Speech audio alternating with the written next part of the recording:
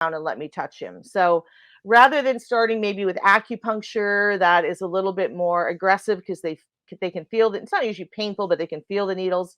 This is a really, really relaxing type of treatment. So we did that for a few times, and he showed improvement like right away, but not a huge amount of improvement right away. The owner said, "You know what? I could pet him yesterday.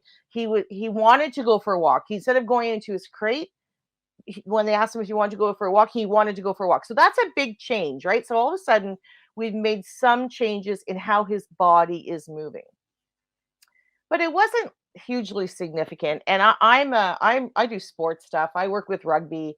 I like instant changes. I'm not. I'm all about the quick. Like, let's get this fixed, and let's get this fixed as soon as possible, because that's sort of my background. So even though it improved, I'm like, what else could I possibly do with this dog that could help this nervous system feel a little bit better? And there's a technique called kinesio-taping. We use it on humans all the time. This is the tape. I almost never use it on dogs because the dog's fur is, as you know, obviously much different than human skin. The fur or the dog skin is really loose and really, so you're not, this isn't taping to stabilize anything because the skin is so loose, and the tape kind of sits on top of the fur.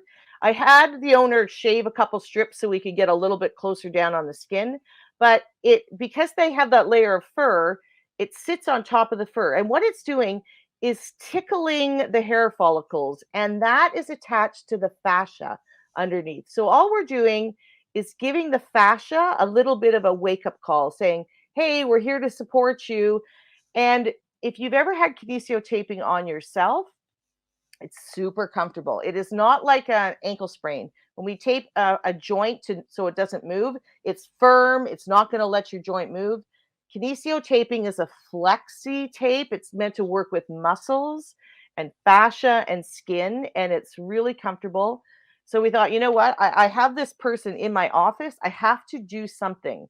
And this is where we can't always look 100% at what does all the research say? What does, Well, what's this is what I was going everything to step showing in the in. research? Yeah, because I'm in my brain, so I'm thinking, right, the dog is reactive to a mechanical touch, so the last thing I would be thinking of doing to this dog would be adding more touch to the treatment plan, because it would just make his life miserable.